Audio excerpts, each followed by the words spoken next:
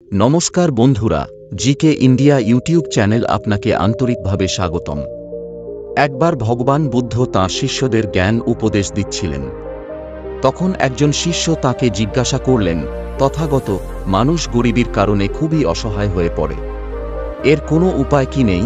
তখন ভগবান বুদ্ধ তাঁর শিষ্যকে একটি গল্প বললেন এবং বললেন, তোতি, এই কথা মন দিয়ে বুঝে নাও, কখনো গরিবী আসবে না। এক গ্রামে এক খুবই গরিব ব্রাহ্মণ বাস করত। তার বাড়িতে একটি বিশাল পিপল গাছ ছিল। সেই গাছের উপর একটি তোতা ও ততি বাস করত। তারা উভয়েই স্বামী স্ত্রী এবং খুবই বুদ্ধিমান ছিল। আর সেই ব্রাহ্মণও ছিল খুবই সোজাসাপটা এবং সত্যবাদী মানুষ।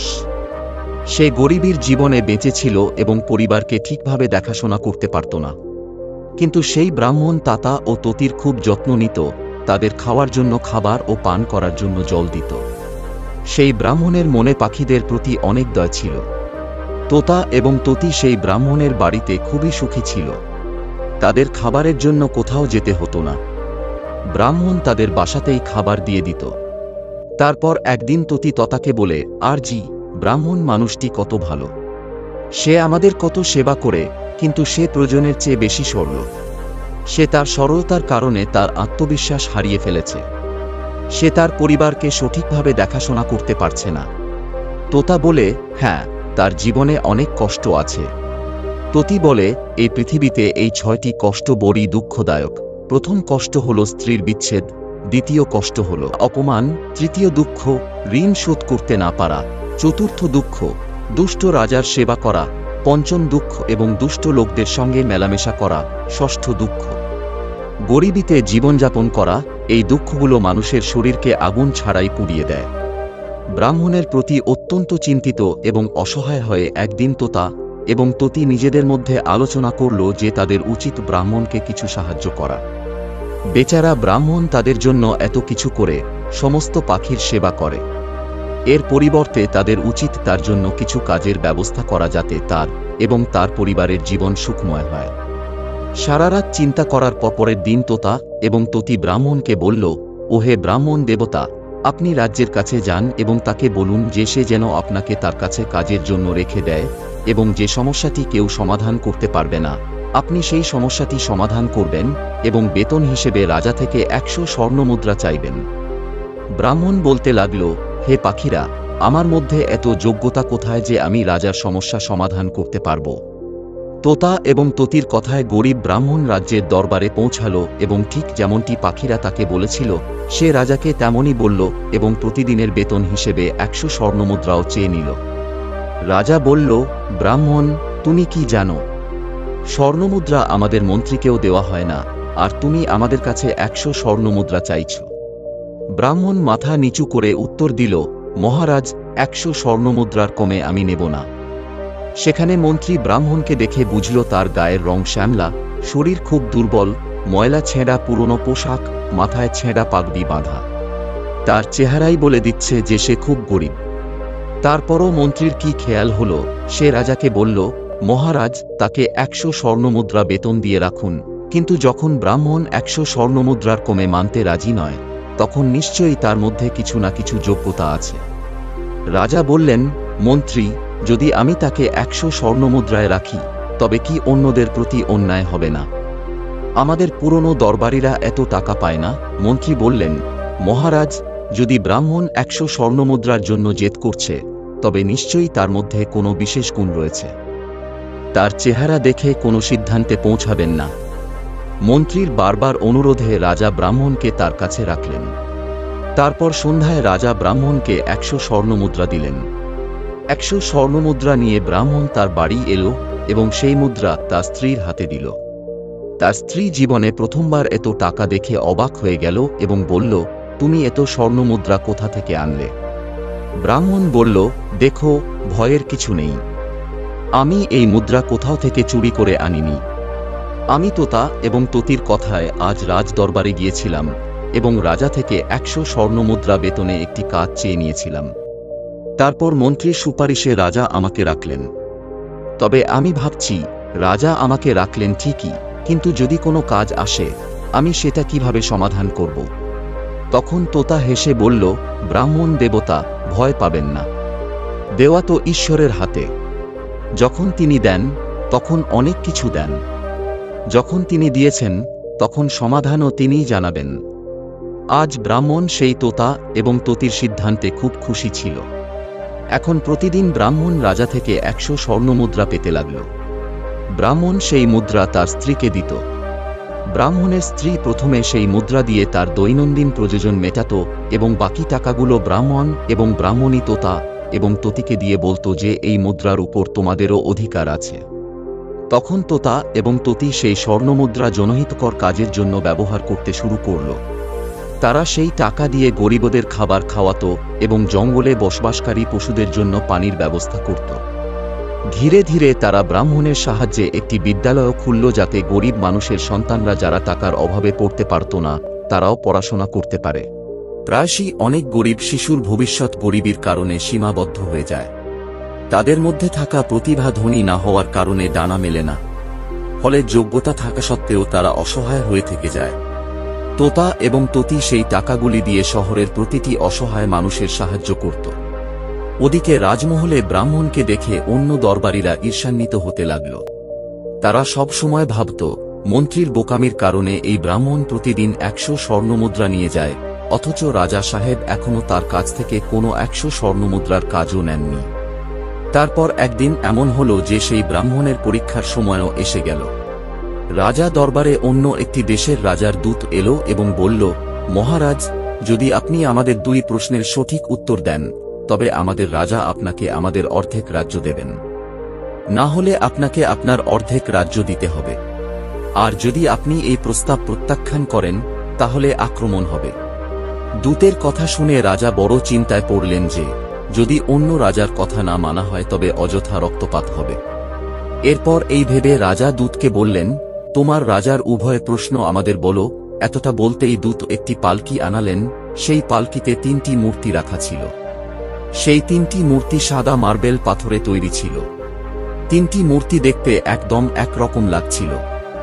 দূত বলল, মহারাজ, আমাদের রাজার প্রথম প্রশ্ন হল, এই 3টি মূর্তির মধ্যে শ্রেষ্ঠ মূর্তি কোনটি? এটা শুনে রাজা এবং সব দরবারীরা ভাবনা করে গেলেন, এই মূর্তিগুলো তো দেখতে একরকমই, তবে শ্রেষ্ঠটি কিভাবে চিহ্নিত করা হবে?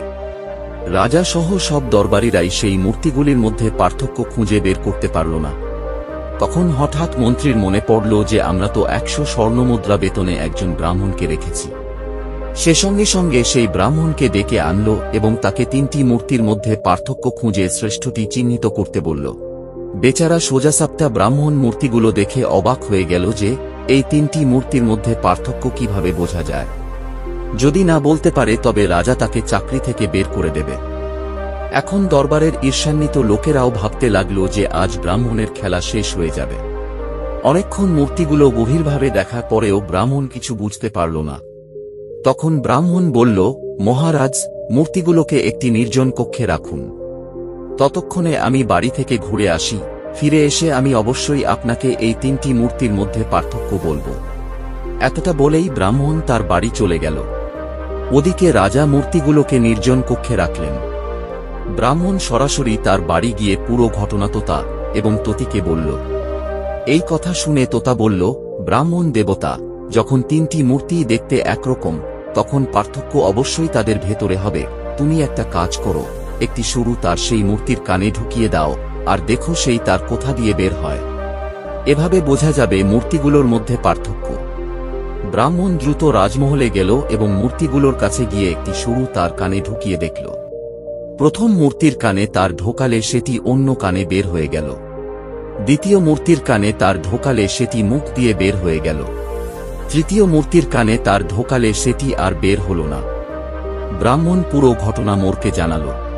তখন তোতা ব্যাখ্যা করে বলল, যে মূর্তির কান দিয়ে তার ঢুকে অন্য কানে বের হয়ে যায় তার মানে হল সে এক কানে শুনে অন্য কানে বার করে দেয়, দ্বিতীয় মূর্তি কানে শুনে মুখ দিয়ে বের করে দেয়, আর তৃতীয় মূর্তি কানে শুনে সেই কথা নিজের মধ্যে রেখে দেয়। এই তৃতীয় মূর্তি শ্রেষ্ঠ, কারণ যে মানুষ সব কথা শুনে তা নিজের মধ্যে ধরে রাখে এবং প্রয়োজনের সময় কাজে লাগায় সেই মানুষই বুদ্ধিমান বলে গণ্য হয়। তোতা যেভাবে বলেছিল ব্রাহ্মণ রাজাকে ঠিক সেভাবেই জানিয়ে দিল। এরপর অন্য দেশের রাজা এই উত্তর শুনে খুব সন্তুষ্ট হল। ব্রাহ্মণের উত্তরে সব দরবারীরাও খুব খুশি হল এবং তার প্রশংসা করতে লাগল। তখন দূত দ্বিতীয় প্রশ্নটি করল, কোন ব্যক্তি একবার মৃত হয়ে জীবিত থাকে এবং আরেকবার জীবিত থেকেও জীবিত থাকে? ব্রাহ্মণ এই প্রশ্ন শুনে আবার দৌড়ে তোতা এবং ততির কাছে গেল। এবার ততি বলল, হে ব্রাহ্মণ দেবতা, এর উত্তর হল আপনি এবং একজন চিকিৎসক। যখন কোনো ব্যক্তির মৃত্যু হয় তখন তার শেষকৃত্য এবং শ্রাদ্ধের কাজকর্ম করে একজন পণ্ডিত দক্ষিণা নিয়ে তার জীবিকা নির্বাহ করে, আর চিকিৎসক মৃত্যুর দিকে ধাবমান অসুস্থ ব্যক্তিদের জীবিত রেখে নিজের জীবিকা নির্বাহ করে। ব্রাহ্মণ এই উত্তরটি গিয়ে রাজাকে জানাল। পুরো দরবারে ব্রাহ্মণের প্রশংসা হতে লাগল। এরপর শর্ত অনুযায়ী রাজা অর্ধেক রাজ্য পেয়ে গেলেন। পুরো নগরে ব্রাহ্মণের সম্মান বেড়ে গেল। এরপর একদিন রাজা ভাবলেন, ব্রাহ্মণ উত্তর শোনার জন্য তার বাড়িতে কেন যায়? নিশ্চয়ই এর পেছনে কোনো কারণ আছে। রাজা জিজ্ঞাসা করলে ব্রাহ্মণ জানালো যে তার বাড়ির বাইরে একটি পিপাল গাছ আছে। সেই গাছে একটি তোতা এবং ততি জোড়া বাস করে। তারা দুজনই খুব বুদ্ধিমান। তাদের পরামর্শেই সে রাজা দরবারে কাজ করছে এবং তারাই তাকে প্রশ্নগুলোর উত্তর দিয়েছে। এটা শুনে রাজাও খুব খুশি হলেন। রাজা তোতা এবং ততিকে তার মহলে ডাকলেন এবং জিজ্ঞাসা করলেন, তোমরা এই জ্ঞান কোথায় পেয়েছ? তখন দুই পাখি হাসি মুখে উত্তর দিল, মহারাজ, আমরা এই জ্ঞান সেই ব্রাহ্মণের কাছ থেকেই পেয়েছি যার বাড়িতে আমরা থাকি। ব্রাহ্মণটি অত্যন্ত পণ্ডিত ছিলেন। তিনি অনেক শাস্ত্র অধ্যয়ন করেছেন। যখন ব্রাহ্মণ শাস্ত্র অধ্যয়ন করতেন তখন আমরা গাছে বসে তা শুনতাম। এভাবেই আমরা জ্ঞান লাভ করেছি। মহারাজ, এই ব্রাহ্মণ খুবই সাদাসিধে এবং তাদের আত্মবিশ্বাসের অভাব ছিল। এই সাদাসিধে থাকার কারণে তিনি জীবনের বেশিরভাগ সময় দারিদ্র্যের কষ্ট ভোগ করেছেন। এবার তারা আমাদের পরামর্শ মেনে সফল হয়েছেন। রাজা বললেন, হে পাখিগণ, আমি তোমাদের উপর গর্বিত। তোমরা একজন অসহায় ব্রাহ্মণের সম্মান বাড়িয়েছ এবং এই জাতিরও নাম উজ্জ্বল করেছ। বলো, তোমরা কি চাইছ? তখন তোতা বলল, মহারাজ, আমি চাই আমাদের নগরের সমস্ত জীবজন্তুর জীবন সুখময় হোক এবং কোনো পাখি বা প্রাণী যেন ক্ষুধা বা তৃষ্ণার কারণে মারা না যায়। ততি বলল, মহারাজ, আমি চাই আমাদের রাজ্যে ছেলেদের মতো মেয়েরাও শিক্ষা লাভ করুক। যেখানে নারী অজ্ঞতার অন্ধকারে থাকে সেখানে কখনো সুখ ও শান্তি আসতে পারে না। নারী তার সন্তানের প্রথম শিক্ষক। যদি তিনি শিক্ষিত হন তাহলে তার সন্তানও শিক্ষিত হবে। তোতা এবং ততির কথা শুনে রাজা তার রাজ্যে নারী শিক্ষা ও জীবজন্তুর সেবায় উদ্যোগী হলেন। সুন্দর ফুল যদি সুগন্ধহীন হয় তবে তার কোনো মূল্য নেই। ঠিক তেমনি মানুষ কত সুন্দর বা শক্তিশালী হোক, বড় পরিবারে জন্মগ্রহণ করুক, বিদ্যা এবং জীবজন্তুর প্রতি দয়া ছাড়া সবকিছুই বৃথা। তার কোনো সৌন্দর্য নেই। তো বন্ধুরা, এই গল্পটি কেমন লাগলো? যদি ভালো লেগে থাকে তাহলে ভিডিওটি লাইক করুন এবং আমাদের চ্যানেলটি সাবস্ক্রাইব করুন। ধন্যবাদ।